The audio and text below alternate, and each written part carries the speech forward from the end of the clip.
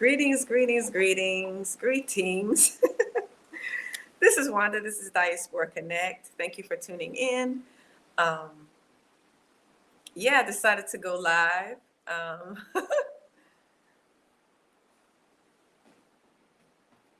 Decided to go live today because let's see if this light will work.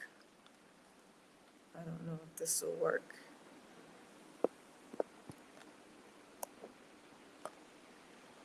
Okay. I decided to go live because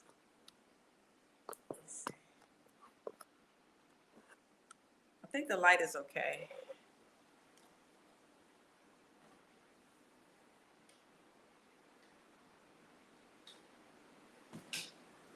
Anyway, trying to wait till maybe one person gets in so people can tell me if they can hear me or not.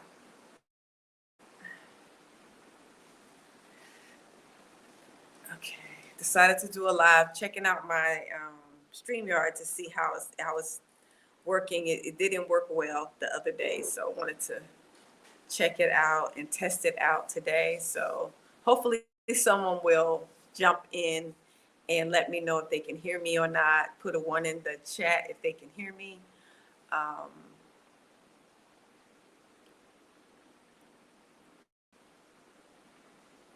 Post comments.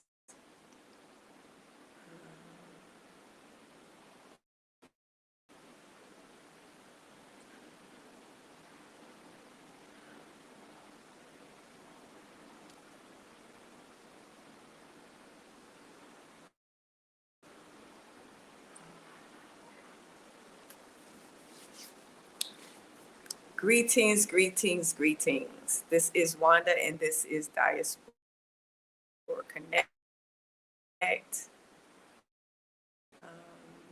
Decided to do this live stream because I had a conference on Sunday, land ownership conference, and I was one of the speakers. However, my StreamYard did not work well. So I'm basically testing it out today, and I'm trying to see if the volume sounds, if the audio is okay, if everything works well. I'm still trying to get this to work on computer. It's saying that my browser is blocking my microphone and my camera on my computer, so I'm not sure.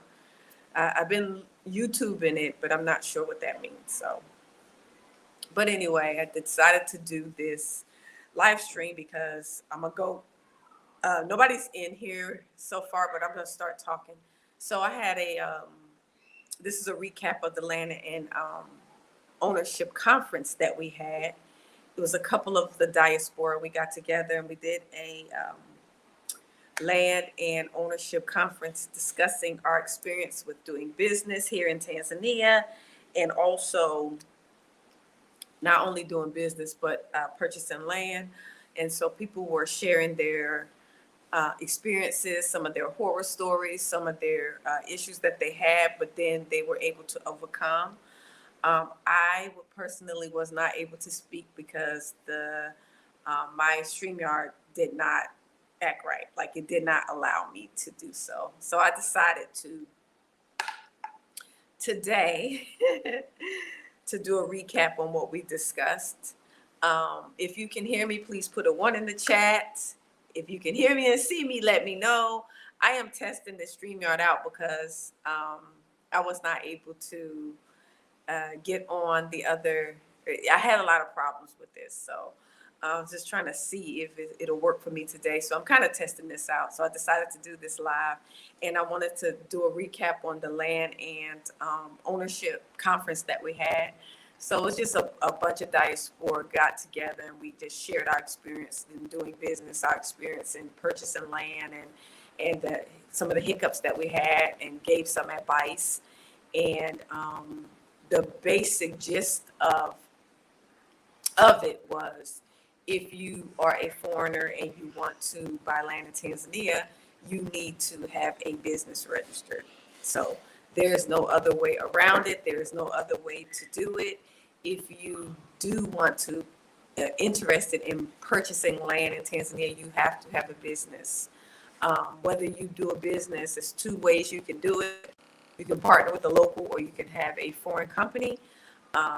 I personally am encouraging those of you who want to do business from the diaspora to partner with a local Tanzanian and create a business. And yes, they will have 51%. You'll have 49% of the shares in the company. For some reason, people are getting it confused and they think it's 51% of the income and revenue. They don't get 51% of the income and the revenue of your business. It's just the shares in the company. They can't do anything in terms of the shares without you, because if you sell any shares or do anything, it has to be at 100%. So it's still the safest way to do business here in Tanzania. Your assets will be secured. You don't have to worry about somebody selling your stuff, somebody going behind your back trying to do something, because everything is done at 100%. So it has to be 100% ownership to sell anything, to do anything. So your assets are more secure if you create a business, even with a local. And also, if you have a local, and if you find out that you think that they're not trustworthy, and if you think you can't trust them, and you've seen some signs of some lack of integrity issues, then you can also go ahead and replace them. You can replace your local partner. You can remove them and add another one, which is what I had to do. Because when I first started the business, I had 2 partners, and then they just disappeared on me. Like, they had their own lives, they were doing their own thing. So when I needed them, they weren't there for me. So I ended up replacing them with 2 new partners. So you can also do that. Of course, you will have to pay. Hey, Traveling Tony. Can you hear me okay? So yeah, it's best to partner with a local Tanzanian. We need them. We can't function in business here without a local. We need them to speak for us. There are some offices that don't even speak English when you go to them. Not that they may not know, but I think they have more of an understanding in Swahili. So it's best to have a local to speak for you. Great, Traveling Tony. Thank you for joining. Thank you for listening. But I was doing a recap because we had a land ownership conference on Sunday, and my StreamYard didn't work, and I wasn't able to put my input in it. For me, I haven't actually purchased land yet, so I was kind of listening. I was talking more about the business side of it, and we were going to give our input about, the best way to partner with the local to do business, watching some of the pitfalls that some people had experienced. There were a couple of people that lost money. They bought land and they lost money. So they were given kind of warnings of what to do, what not to do, what look out for. And so I wasn't able to even participate in the discussion because my internet was not working. So I'm kind of doing a recap of what we talked about on Sunday. So basically everybody was just sharing their past experience that wasn't so good, where they got beat out of money and stuff. One thing about me is I wasn't beat out of money when it comes to buying land, because I didn't try to do it. I felt like I didn't know enough, so I decided to wait. And so now I'm about to do it because I found the good, right place. I found the location and the right price. And so now I am working on that right now. So once it's done, then I can share a little bit more of how I did it. And it's funny because every person that talked on that panel had different ways that they purchased the land. They went through different means to do it. And the way that they're doing it, there was two of them on the panel. The way that they're doing it, I'm not doing it that way. So we've all done it all different ways. So as you can see, there's not one way to do it. There's not one way only to purchase land, because it's based on like your situation and what you got going on. I was on the panel, but my internet wasn't working well, Tony. My internet wasn't working well. The name of the channel is Solo Soul, SOLOSOUL, Solo Soul is the channel. And my internet wasn't working well, so I couldn't even, my internet kept shutting off, so I couldn't even talk and participate. So I'm doing this recap because I wanted to share it with my audience about what we kind of talked about, some tips and pointers they kind of gave some red flags that you should look out for. And yeah, so I, you know, I wasn't able to really even talk in it, but that's why I'm kind of doing this for my audience, to let them know that there is a way you can do it, but it's tricky because it's different for everybody. What the steps that I'm taking right now is different from the things that they did. And so it's possible, but you have to definitely connect with someone who actually has land. Not only that, you need to make sure that you are connecting with the right person. You got to talk to different people and feel the people out to see if what they're doing is what you want to do.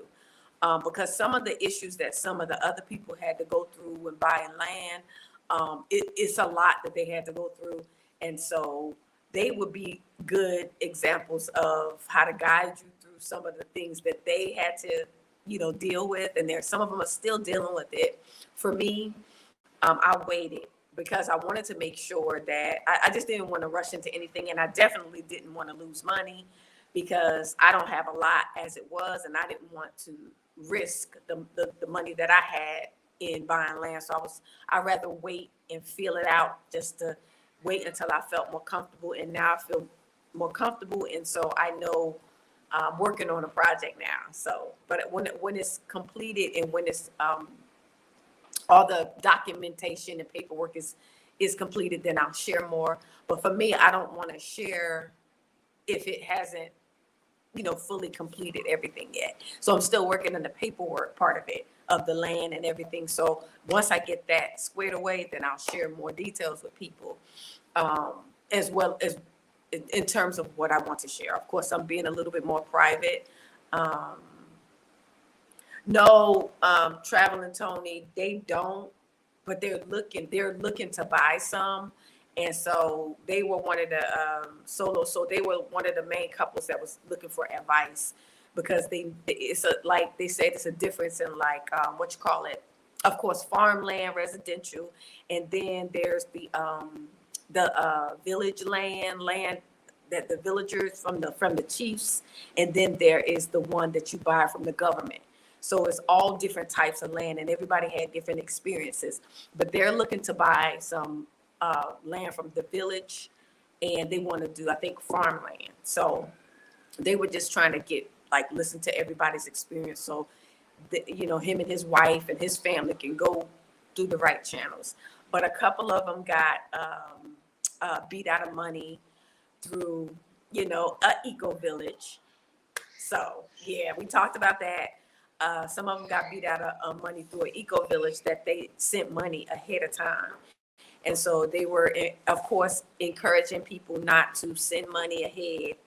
And I also said that too. It's best not to do that. It's best to come here, boots on the ground, so you can see the land, so you can meet the people, so you can see everything before you send thousands of dollars to somebody that you don't know, and expecting them to do certain things for you.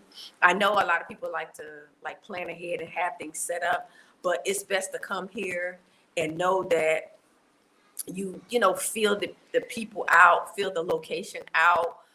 You might go to that area and not like that location. You might not, it's always good to come and look before you send thousands of dollars to people to do these type of things for you. And that's one thing that everybody had in common.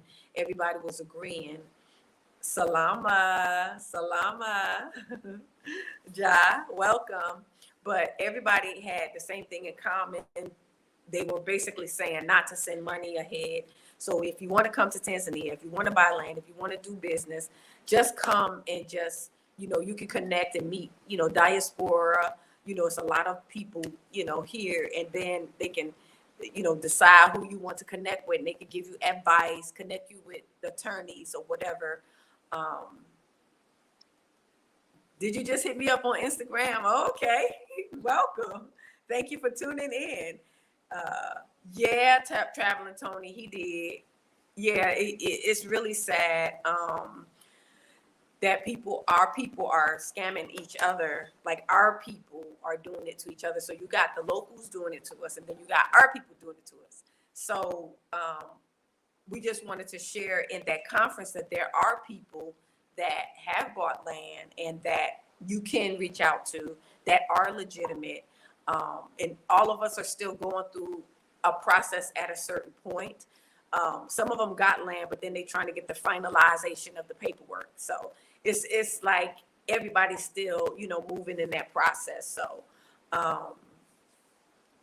yes, I am on Telegram. Yes. Add you in my spirit group. Oh no, I can't be in another group. Ja, I can't be in another group. Ja is on no more groups for me. I can't be in another group because I'm so grouped out. I don't do well in groups. But we can do an individual. I'm more of an individual person in terms of communicating. I can't deal with big groups. I can't. I had so much bad experience in groups. So, but I'm available if people want to talk to me one-on-one. I'm available. That's why I do business and business, travel, consultations, and if you want to repatriate, I do those consultations. It was another family called African Jamaican Travels. They do consultations as well, and they have land and they're doing like a homestead. So yes, you can do that. You can share my content in the group, but yeah. So I'm just doing like a recap of the little land ownership conference that we had on Sunday.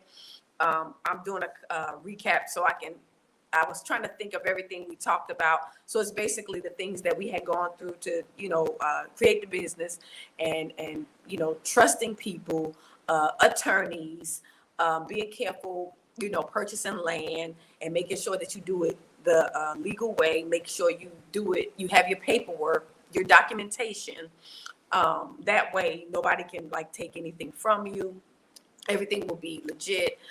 Making sure you get your work permit, making sure you get your residency, whether it's a business, a work permit through your business and residency through your business, and or if you're a retirement age, you get the retirement, the income based, I say, because I don't think they just call it a retirement. I think it's income based permit. But just check into all those permits. I'm not as experienced with those different types of permits, but yeah, I'm not a group person. So I do. I'm trying to think of what else we talked about. So, like I said, there's two types of lands. It's the residential and commercial or farming. I think it's three. It's residential, commercial, business, and then farming. You want to do farming. So, and then they have the way you can be like an investor, where you can invest over a certain amount of money into a company that's already in existence here in Tanzania. But you have to be careful because you got to make sure that company is in good standing. So to me, I feel like that's kind of risky. I wouldn't recommend. I'm recommending what I've been recommending, that if you want to come here and you want to do business, I think partner with local. You have to vet your local, you're going to need a little bit of time. Like some of us, we know people that we can possibly refer you to that probably would do good in business. But at the end of the day, you still have to vet them, because the first two partners that I had, they were good people, but they didn't pan out for me. So you just have to take time. And if there's an issue, you can always replace them. So that's a good thing. It's not like you're stuck with somebody that you're not, y'all not vibing with or whatever. Especially if you're the CEO, you control operations, and you do have to make sure that your business is set up like that. So you have to have an attorney. And there are a lot of us that have attorneys that, you want to get with someone that actually has land, that used an attorney, that has a business that used an attorney. You want to get with somebody because they can refer you to that attorney that they used. And you have to make sure that their stuff is legit, make sure their stuff is legit. There is no citizenship opportunity in Tanzania. They don't offer citizenship. They just offer residency permits, and you have to renew those every 2 years. That's it. They don't offer citizenship here in Tanzania, unfortunately. Maybe one day they will, but as far as now, they don't. I'm trying to see if I could do this light thing. Okay. So maybe someday they will, but right now they don't. So it's just residency permit, and you renew that every 2 years. So traveling Tony, no, I don't. No, I don't, traveling Tony. we kind of had some exchange of words. So I don't really deal with them. So, but yeah, I've had I know a lot of people here. A lot of the big YouTubers that you see, I know a lot of them, and I probably grouped with them at one point, worked with them at one point, but the way that they do things, I wasn't in agreement with a lot of the way that they do things. And so I kind of moved on my own. I'm not keen. This is me. A lot of them do things and they have things in locals' names. Like I wasn't comfortable with getting anything in a local's name only. Like if we do a business and then if you have 51% and I have 49% of the shares in the company, then we can do business because you know, I have just as many rights as you do. But if you do business outside of any other way, then you don't have any rights, you know, because the business or your company is the entity that this country respects. They don't really respect individuals in that aspect. It has to be the business entity that they respect. Now, if you're married to a local, that's different, you and your family. But when you're a foreigner and you want to come to Tanzania, the only way that you'll be respected is through a business entity. They look at your business. So for me, I'm a foreigner in terms of how anybody would look at me, whether it's a judge or a government, whatever, but the business entity is what they respect. So if I have a dispute and I go in front of a judge, the judge is going to ask possibly for, and this is what my local told me, let me see your memorandum of understanding. That is your documents of your business.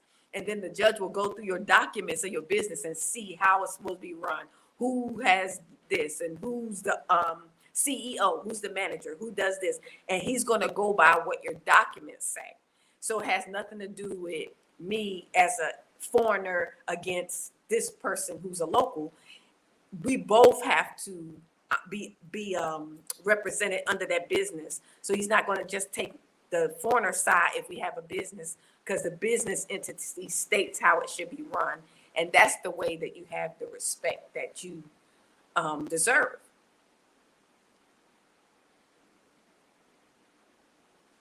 Yeah, other than that, I wouldn't have. Yeah, traveling Tony.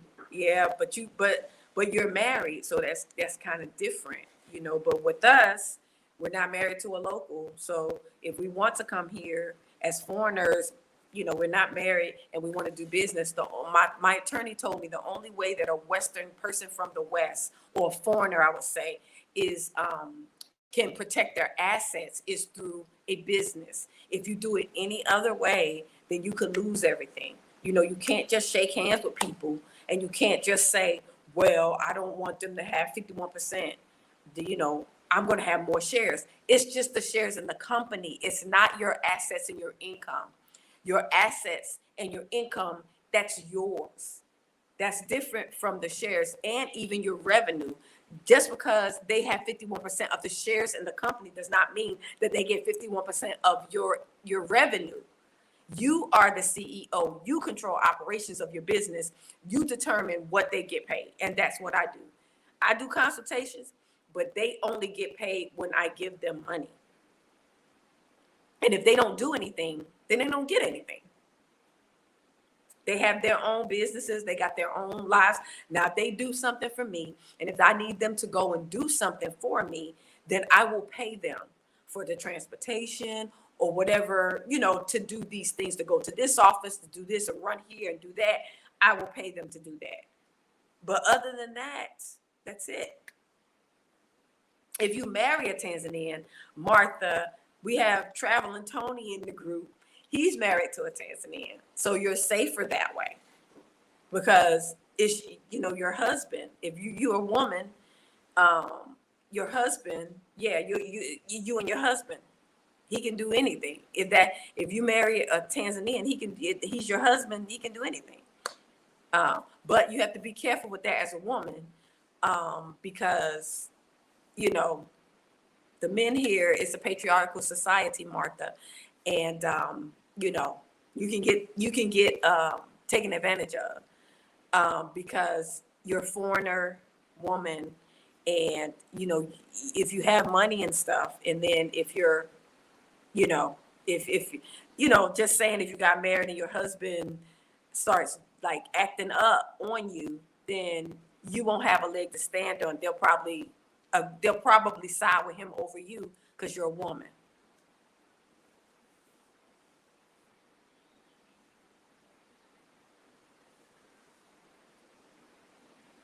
Yes, Tony. As long as I have had. Mm-hmm. Yep, Traveling Tony, you are absolutely right. Absolutely.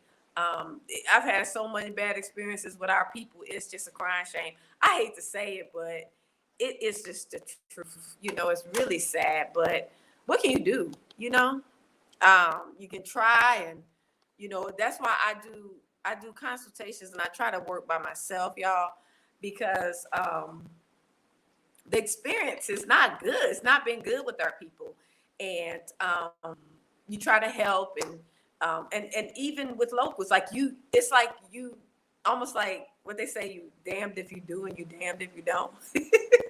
Because y'all, I'm gonna walk y'all with me, y'all. I gotta close my windows, y'all.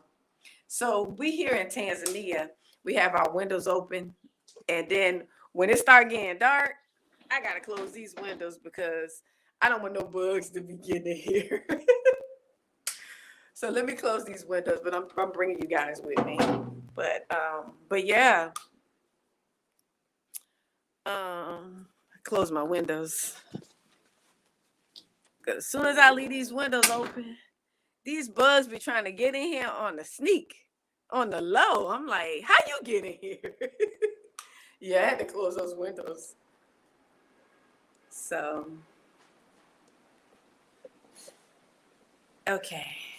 But so yeah, you just have to be careful who you do business with, be careful who you trust. You gotta have discernment. If you married, like I said, Martha, you can do anything when you married. You can stay here. They can get, they can get the paperwork for you. You can stay. But if your husband act up on you, Martha, it's gonna be rough. It's gonna be rough. It's like you could be a hostage in another country almost. So, and the good thing is for men, I think it's okay. Like for you, Tony, because you're a man, so that's good. But if you're a woman, you have to be careful. You have to be careful. Coming in countries and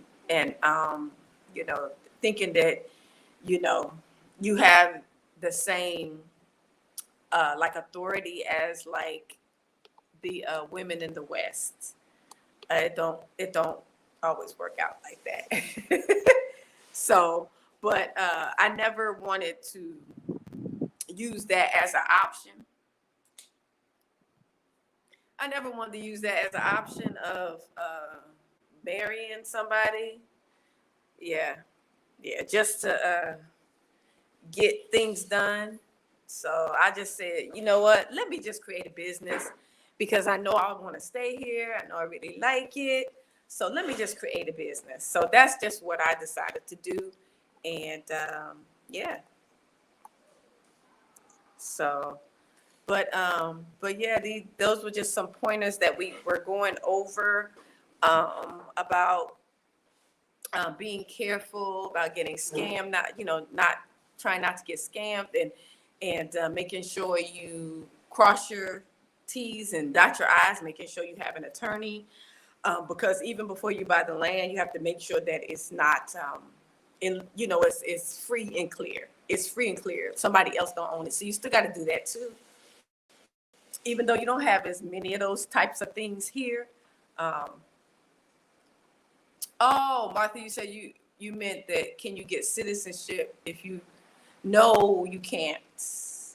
You still will be, well, let me see. Is that a permit? I don't know. Tony, do you know about that? Can you get citizenship, or will you still be on a residency type of deal, or can you get citizenship as a married person? Because they don't have dual citizenship here, Martha. So the only way you can get citizenship is if you were to give up your U.S. passport. I know, like after a certain number of years, I think like between 5 and 7 years, you can give it up. And I don't think you probably want to do that though. I mean, I don't think that would be a good idea to give up because they don't have a dual citizenship here in Tanzania. Let me close this other window, y'all, a little bit. Okay. All these windows. So yeah, they don't have dual citizenship here. So yeah, so you I don't think you'll be able to do that. And if you do, like I said, you have to give up your citizenship. And I'm sure you don't want to do that. We get a little bit more benefits. Yeah, we get a little bit more benefits. So yeah, but that's all I really wanted. And I wanted to do this live because I didn't get to talk. I didn't get to talk during the conference. I'm thinking maybe it wasn't meant for me to talk. We were really wanting to hear from the ones who had actually purchased land and was able to get it done. But if you listen to their stories, they went through a lot to get they had lost a lot of money because they were scammed at first. And that's one thing that didn't happen to me. All praises to the Most. I'm glad that didn't. They got scammed out of money before they found the opportunity to go to somebody else and be able to do it. So there are people like Solo Soul was, they're about to purchase and they just want to make sure they do it right.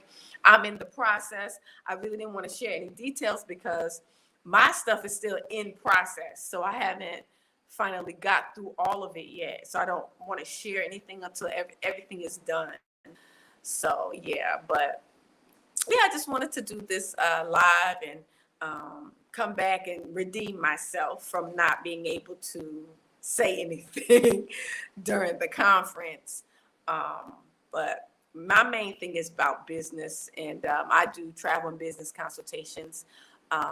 If you want to visit, repatriate and or do business here in Tanzania, I've been here for 4 years, and so I've been doing consultations for those in the West that are interested in coming, and they want to know how they can stay, what they can do. I usually recommend get you an online job. That's a start. At least if you have an online job, you can travel and work. So a lot of online jobs, you can travel to different places and still work. So that's a start. But because you can't expect to come here to any of the foreign countries and find a job, you have to create jobs because they don't have jobs here. So you have to create a job. So think of ideas where you can be creative in whatever you're good at. When I say create jobs, you create, like for me, I did create a business. It's consultations, but I have partners in that they do things. So if I do consultations with people, like our people in the West, no matter where they come from, they're going to need somebody to pick them up. They're going to need somebody to take them to the store and show them, different things, how to operate phones and just all kind of stuff that we need to function here, looking for apartments and furnitures and cars and bajajis, whatever they want to do. They're going to need a local to help them. And so usually I would refer my partners to do that. And that's kind of how they got their money. And that's kind of how they got paid. So instead of me per se paying them like 51%, because I had 49%, I didn't do them like that. They get paid the way I set it up for them to get paid. And I explained to them how they would get paid. And mainly they got paid through helping people. They got paid through the connection. So I was the one that provided the connection for them. So I'm the international connect. And they got paid through the customers that came, where they showed them to hotels and wherever they stay, Airbnbs, and they were their drivers and they were personal assistants. They got paid through that. So they got paid a lot because they were both able to come off of Uber or Bolt. And they became like personal assistants where they help people. They were driving people to Kilimanjaro, to the safari. They've been to Zanzibar. They was doing all kind of stuff through people that they met through me, so. Martha, the mosquitoes are not eating me up here. That's why I went to close my window. It's certain things that you need to do here to keep the mosquitoes down, or to keep the bugs, because there's a lot of bugs here too, to keep them from getting like in your house. So for us, we usually open the windows during the day, and then at like twilight, we usually close the windows. Like normally I have my windows closed before dark, but I didn't think about it while I was on the live. I'm like, let me close these windows. So as long as you keep your windows closed, and then I have incense. I burn it's like incense for mosquitoes. Let me show them to you. I'm going to show it to you because I've been wanting to show people these. I don't even know if they have these in the West, but these right here. These right here. These are, you can burn these. They're incense against mosquitoes. So they're the long ones. And then what I do is I close the windows, and then I'll burn like one in the living room and one in my bedroom. So if you just burn them in your room, like before you go to bed, you burn them in your room, like maybe like an hour before you go to bed, you burn them in your room, and then, you won't have to worry about the mosquitoes like biting you. And you burn them in your room, close the door, and then you don't have to worry about the mosquitoes like biting you. And so for me, I cannot sleep with the mosquito net over my bed. I got those incense from, you can get them from Shoppers, you can get them from local stores, you can get them from Viva supermarket, you can get them from Jumbo. And even even the local shops close to you, you can get them there. You just say mosquito. That's how they say. That's how they say mosquito. Mosquito, mosquito. And they might try to give you mosquito cream like this. This is the mosquito cream. So this is the one you use if you get bitten. And this does three things. It has aloe vera in it. So it stops the itch. It's a repellent. And then aloe vera heals the scratch. So if you get bit by a mosquito here and you don't have this, you'll have dark marks on your skin. But if you use this, it stops the itching right away to where your skin doesn't turn black. Like that spot that they bit you in, it doesn't turn dark and make a bruise on your skin. So this is really good. I always recommend when people come here, I'll tell them about this. And I'll tell them about the mosquito incense. So I have both. And so this one I usually carry around with me. So if I'm out and about, especially if I know I'm gonna be out at night, I'll just like carry this in my bag. And then, or before I leave the house, it's like a lotion. It's white. It's like, it's not greasy. It's literally like lotion. So it's like white and it's real light, like, it's a light cream, and then you just rub this all over your arms and legs, and the smell is nice. So for men, they might be a little because it's kind of has like a nice smell to it. So some men are funny about fragrances, but you can use that before you go out, And then if you are in the house and you get bit, then you use that, and then, it'll stop the itching right away. I would say if you don't use those creams, your skin will itch for a long time, and then you'll have like scratches and dark marks. That stops right away. So you can use natural remedies. It's a lot of people that make like, the natural mosquito repellent, like the peppermint and the lemongrass and the rosemary and the lavender. Like, they don't like certain fragrances, but I tried to do that. The only problem with that is that it wears off too fast. It wears off, and then you have to keep like putting the that oil on, because I had made an oil with like all these different oils in it. I had all the oils that mosquitoes don't like: peppermint, lemongrass, rosemary, neem. Like, they don't like all those fragrances, and I had that, but I had to keep putting it on because it wears off. This mosquito cream is good. It lasts. If you're from the West, off does not work. Off does not work. Yes, traveling Tony, I'm prepared. These mosquitoes, I can't play with these. And then I'm not trying to get malaria either. You taking notes, traveling? Yeah, take notes. I tell people that when I do consultations with people, y'all, I share all that with them. I share about about the mosquitoes, other stuff that some people don't think is important, especially for women. I usually share, like, when you come here, you have to carry like tissues with you as a woman, and maybe a man, I don't know, but women, you have to carry Kleenex and tissues with you, because some of the restrooms don't have tissue. You have to carry hand sanitizer because some of the restrooms don't have water. So those are certain things that people probably wouldn't know if they're coming from the West and this is their first time coming here. They may not know those things. So I share with the ladies that type of stuff. You always have to have your stuff with you just in case.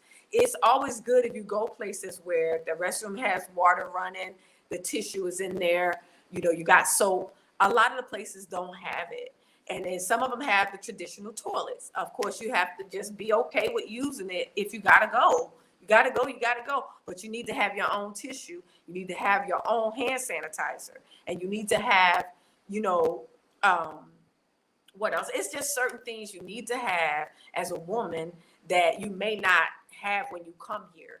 So, and even when you eat in certain places, you have to be careful where you eat. Like, local food is good, but you have to be selective in where you eat. Not saying that you have to only eat at Western style restaurants. Like, I say Western style, like foreign restaurants.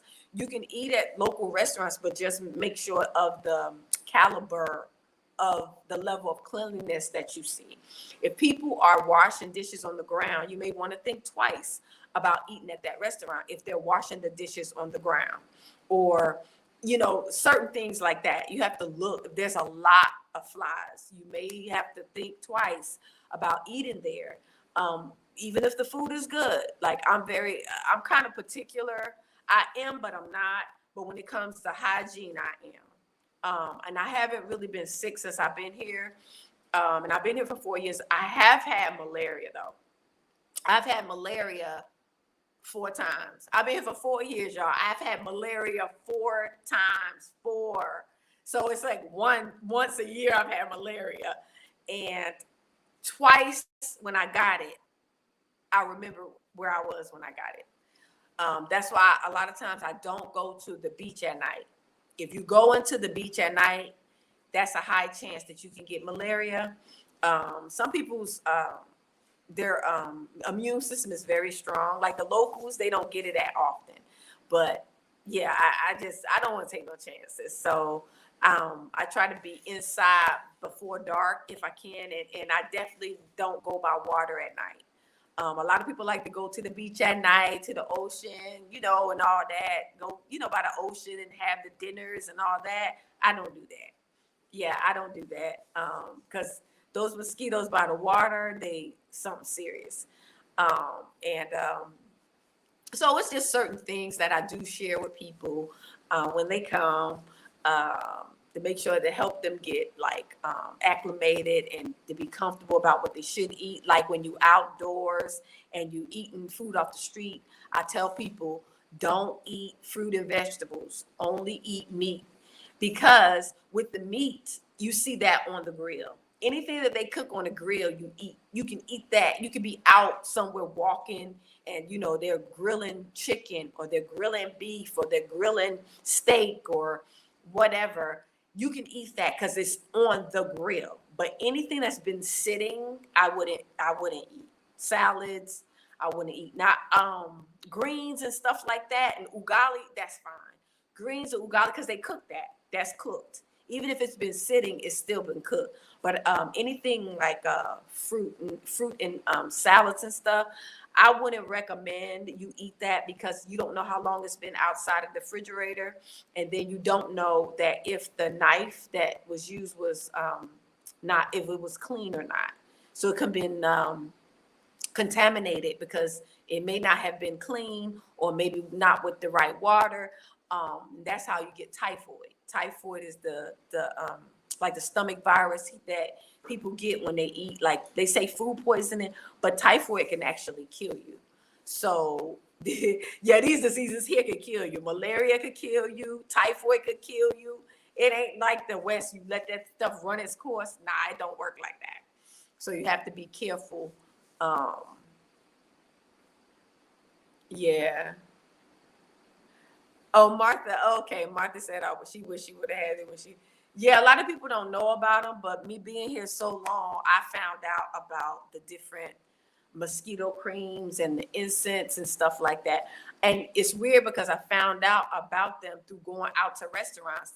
The restaurants, some of the restaurants, the local restaurants will have these things, or some of the foreign restaurants, they have the outside patios and stuff.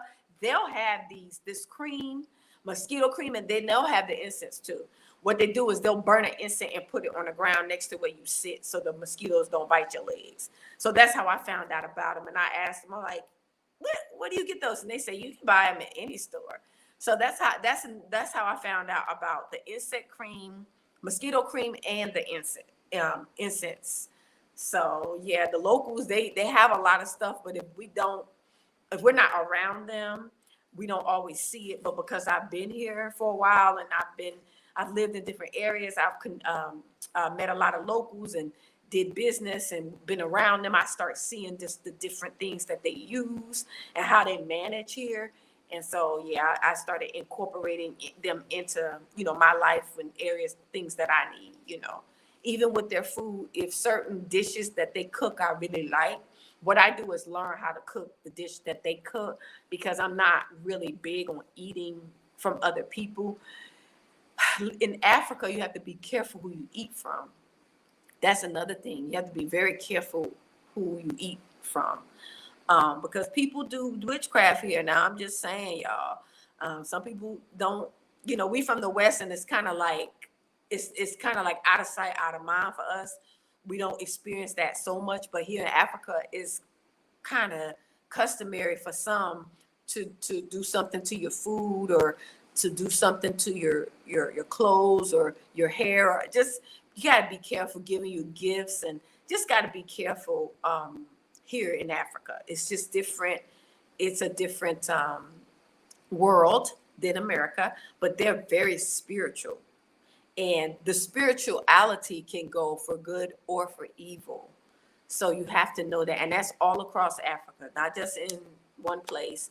It's all across. Like, there are certain like witch doctors that, they go to get riches and fame, and they be telling them to do stuff, like I had told a story of how when I got robbed, it's like 2 weeks before I got robbed, the local was telling me how they go to the witch doctor and they get like a potion.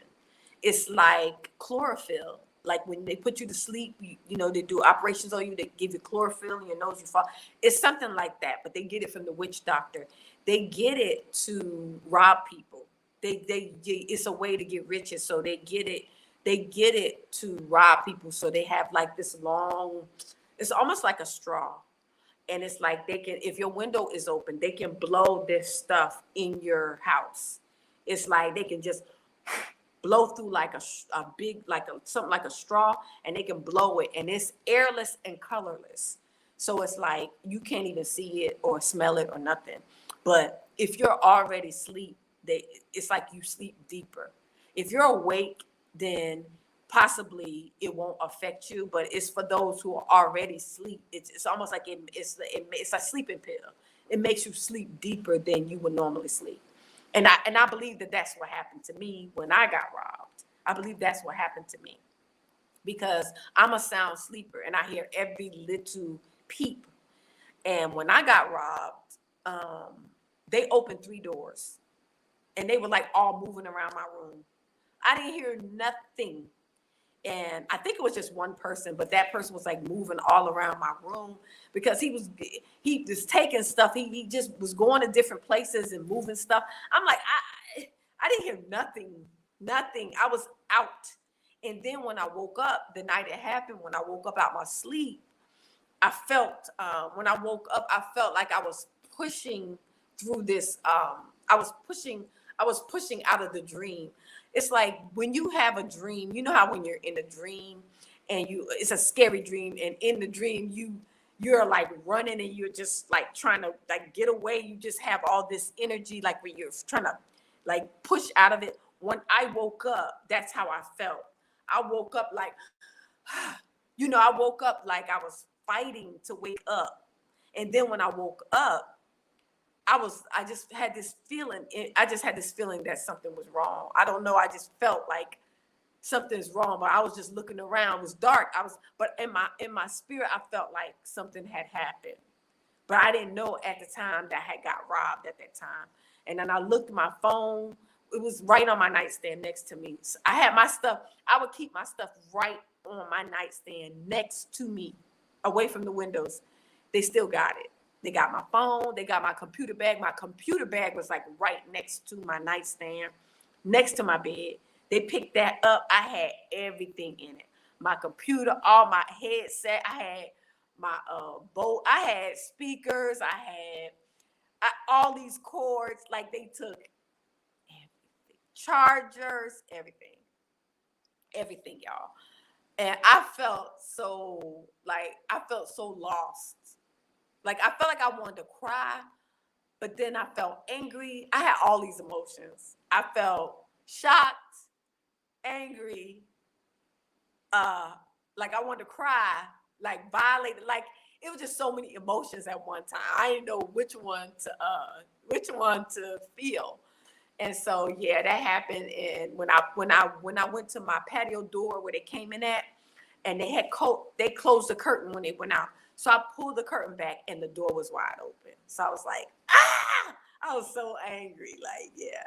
But I made it through. So all praises to the Most High. But yeah, that was a bad feeling. But I had my life. Nobody touched me. Like I ain't feel like they could have done anything to me because I was out. They could have done anything to me. So all praises to the Most High. I was fine. They didn't touch me. They took my material things and I was upset. And they took my purse, but they just shook it out and they dropped it in the backyard. So when I went to the backyard, my back door, my purse was there and they just shook it out, but they left everything, which is good. I'm just trying to think, was my passport in there at the time? I think my passport was in there at the time. So I was panicking. I was like, oh gosh. They took my passport, whatever. But the good thing is they didn't take none of the paperwork. They was looking for like monies and stuff. And so my passport, that's when I stopped carrying my passport in my purse. That's when I started leaving my passport in the house and just carrying like a copy in my phone. So I don't carry my passport with me because if somebody snatch your purse or something like that, then that's, so that's when I stopped carrying it. But they left my wallet. Y'all, I had a wallet in my purse and it looks like a change wallet. It was one of those small ones, but when I opened inside of it was money in there and they didn't even know it because it don't look like a wallet. It looked like a little change, little card, like a credit card holder, but my money was in there. So they didn't take my money because they didn't know it was in there. And then also I had a SIM card in there. And then I had a SIM card on the back of my phone. So what they did was in the backyard, they opened my phone. They took the back case off my phone, off the back of my phone. And my SIM card was in the back of I had two SIM cards. It was in the back of the phone and it dropped. And so it was in my backyard. So my purse was back there, all my paperwork, my money, and my SIM card. But they did get my phone and my computer. And I was just so angry. But the good thing is I had an iPad. It's very old. I still use it. It's very old. And I wasn't really using it since I've been here because I had brought a Dell computer when I came here in Tanzania. I bought a Dell computer, and that's the one they stole. And I wasn't using my iPad, but anyway, I end up that was in a whole nother place, so I had that, so I was able to bring that out, and so that was a good thing. So I was able to use my my iPad, and so it's old, but I could check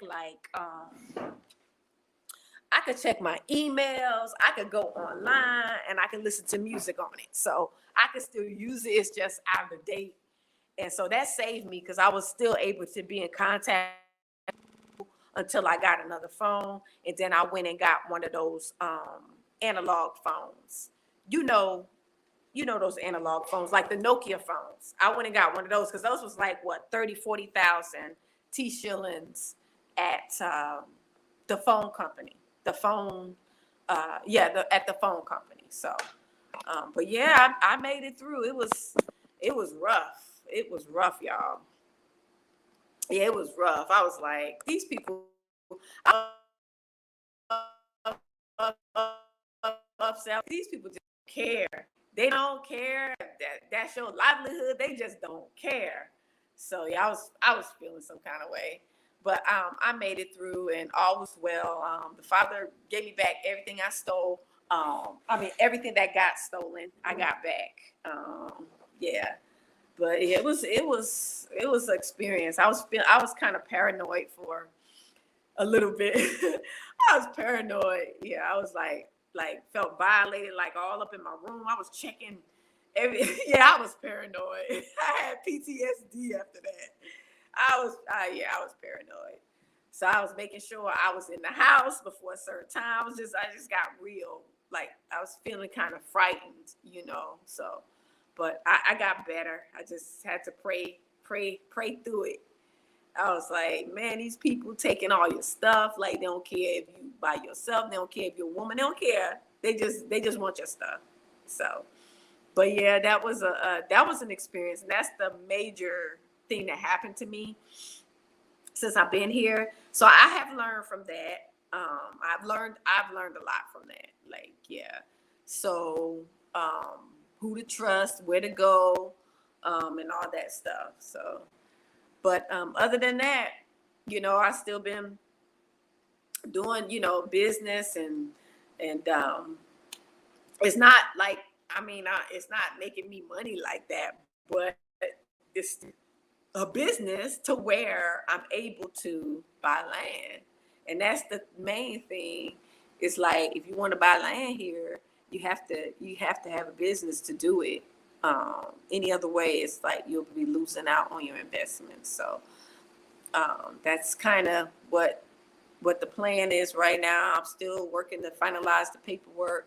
I had my attorney check and make sure that the area I was looking at, that it didn't belong to somebody, and that it wasn't, it was clear that the land was clear. And he said it was clear. He checked for me. So you have to have an attorney to check these things before you start, investing, making payments and stuff on stuff. You got to make sure that, everything is clear and, it's in the right, that person name that said it. And then when you, for a business person, if you have a business, when you purchase the land, you give them the tax ID number for your business. So it's not going to be under your name per se. It's going to be under your business name, which has a tax ID number. So you have to use the tax ID number of your business to purchase your land. So it'll be a business asset. or a business investment when you do that. So that's how I'm going to do it, as a business investment. But even though it's a business investment, you can still build on it what you would like to build on it. As long as it's like, residential, make sure it's, residential. If you have a business and you want to do a bit, commercial property, you just have to make sure you get commercial land. If you want to have a farm, you got to make sure you buy farming land under your business. So whatever you want to do, here, you have to make sure you get that appropriate land for that, because you don't want to get a residential plot and say you're going to do farming. You're going to have to, it's going to be, you're going to have, they may have to make you change it. And I think it's harder to try to change. I mean, it's more time consuming to try to change something than just do it just be patient and do it right the first time. Then you won't have to be trying to get people to make adjustments to stuff and change your paperwork or your documents. So it's very important that you know what you want to do, and that you follow it through the way you need to, instead of have to change your mind in the middle of it, because sometimes it can be more complicated trying to change something, and frustrating to try to change something. So, but yeah, so anyway, I am going to end this live. I wanted to just do this live and have you guys lay eyes on me, because I felt some kind of way that I wasn't able to participate in the land ownership conference. We were sharing and discussing and giving advice. So, but yeah, I'm here in Tanzania. Hit me up at diasporaconnect0@gmail.com, diasporaconnect0@gmail.com, and I can do a travel business consultation for you. I was trying to do this StreamYard on my computer, but it's saying that my browser has blocked my microphone and my camera. And so I don't understand. I mean, I've been YouTubing it, and they keep showing me things to do from the phone, but it's on my computer. So I'm going to keep working on it to try to see if I can do StreamYard on my computer instead. All right, fam. Thank you for tuning in. I'll do another video or live in the next couple of days, but I just wanted to come to you, have you lay eyes on me, and chat with you for a little bit. And glad I was able to answer a few questions. So I'm going to end this live, and thank you for tuning in. I'll see you guys in the next live or the next video. So salama, shalom, peace, family. See you guys in the next one.